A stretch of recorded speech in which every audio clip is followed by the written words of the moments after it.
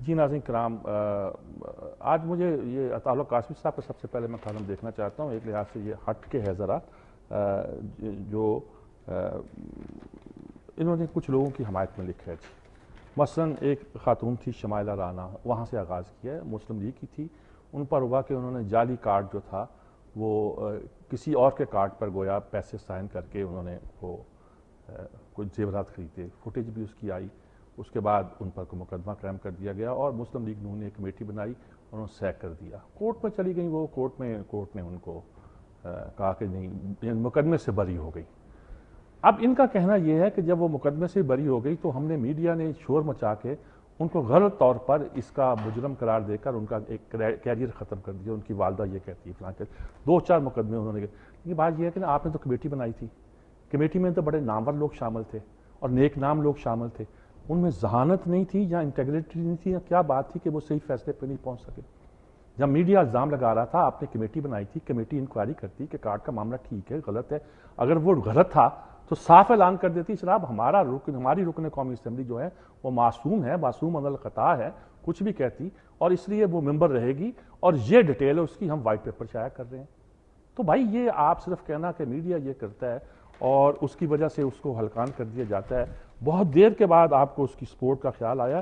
میں بھی اس کیس کو دوبارہ دیکھتا ہوں جی، انشاءاللہ ری وزٹ کروں گا. اور بہت سی باتیں ہیں، پروفیسروں کی کردار کشی کے بارے میں ہے، بہت سا قصہ، لیکن میں صرف اس ایک معاملے کا ذکر کرنا چاہتا تھا. اسی سے اندازہ لگائیے بہت ساری باتیں ایسی ہیں. عرفان صدیقی صاحب کا کالم بھی ہے، اس کو میں الگ سے دیکھتا ہوں اگر اس میں وقت مل گیا. لیکن یہ 2 چیزیں جی کہ all colonial wars are dirty, Eric Margolis کا ہے جی.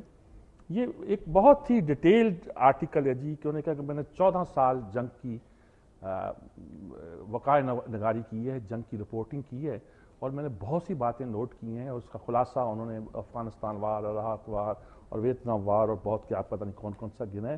انہوں نے کہا کہ ہوتا یہ ہے کہ ہم کوئی نہ کوئی مسئلہ گن لیتے ہیں کہ جنگ کرنے سے پہلے یہ کلونیل لوگوں کا طریقہ ہے کہ وہ کوئی بہانہ تراشتے ہیں پھر حملہ کرتے ہیں.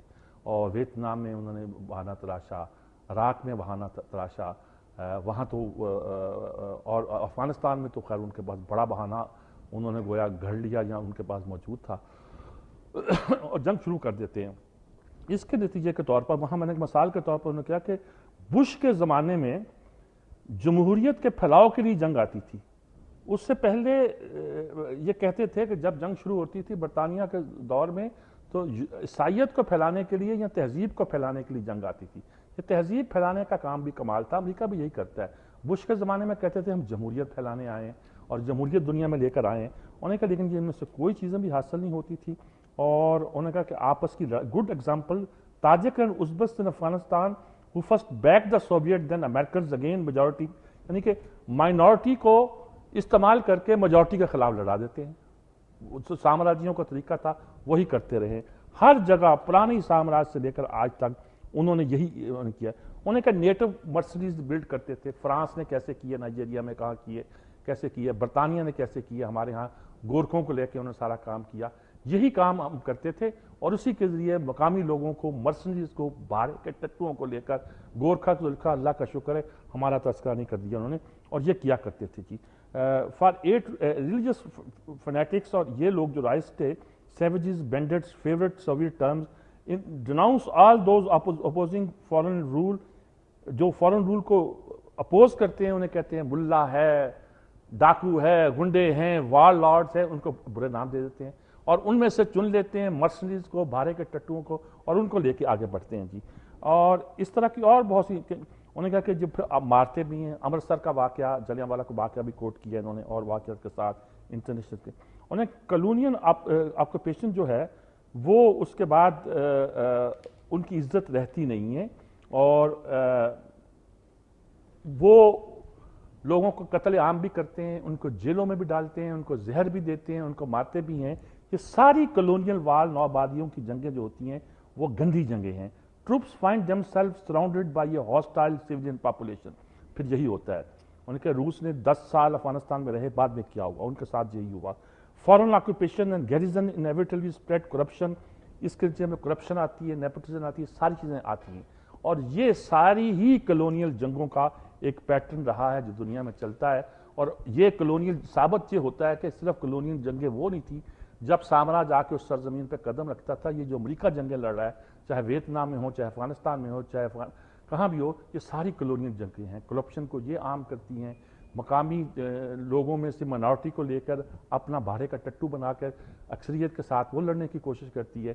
وہاں بھی انہوں نے کوشش کی ہے عراق میں, یہاں بھی یہی کوشش کر رہے ہیں, اور اس سے کرپشن بھی پھیلتی ہے اور برے نتائج بھی نکلتے ہیں. اور بہانہ تراش کے انہوں نے حملہ کیا ہے, اچھے مقاصد بیان کرتے ہیں, کبھی تہذیب سکھانے آ جاتے ہیں, کبھی جمہوریت پھیلانے آ جاتے ہیں. تو یہ ساری چیزیں بتاتی ہیں کہ جنگیں کیا ہیں اور ان کا اصل نقشہ کیا ہوا کرتا تھی. ایک کالم میں رہ جائے گا حالانکہ ترتیب کے لحاظ سے, میرا جی شعری اسکول کا آخری شاعر, یہ ضیاء جلندری کے حوالے سے ہے. اور ضیاء جلندری کے حوالے سے انہوں نے کہا کہ یہ میرا جی اسکول کا آخری آدمی تھا. میرا جی کون تھے بھائی پتہ ہے؟ فیض ویض بہت یاد ہیں آپ کو, اس طرح کے جو پاپولر شاعر ہوتے ہیں. ابے بھائی 36 میں جو تحریک چلی تھی جسے ترقی پسند تحریک کہتے ہیں, اسے ہم 36 کی تحریک کہتے ہیں. ایک سکے کا رخ تھا ترقی پسند تحریک, ایک ان کے خلاف تھے جو کہتے تھے یہ مینیفیسٹو کے ذریعے دستور اور منشور دے کر شاعری نہیں ہوتی, شاعری انر فیلنگ کے ساتھ ہوتی ہے.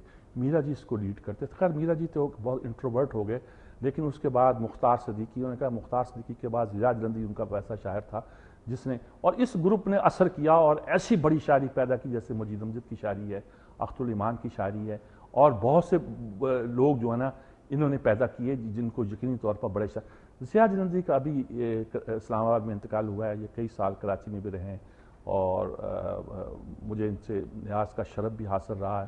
ایک بہت ہی نفیس آدمی تھے جی, بہت عمدہ آدمی تھے, اور بہت ہی پیارے شخص اور بہت ہی پیارے شاعر تھے. ہم کم میرا جی تجھے روئے نہیں میرے نین, بڑے لیکن حد ہو گئی ہے. انہوں نے جو ماڈرن شاعری کا ان کے ذریعے سے لوگوں کا نام دیا, اس میں مبارک احمد کا بھی نام لے لیا. بھائی وہ کہاں آتے ہیں, مبارک احمد ابھی کل کی پیداوار ہیں, وہ تو کسی اور چکر میں ابھرے تھے.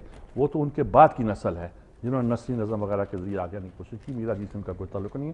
انتظار صاحب بھی یہ غلطی کر سکتے تھے, مجھے اندازہ نہیں تھا.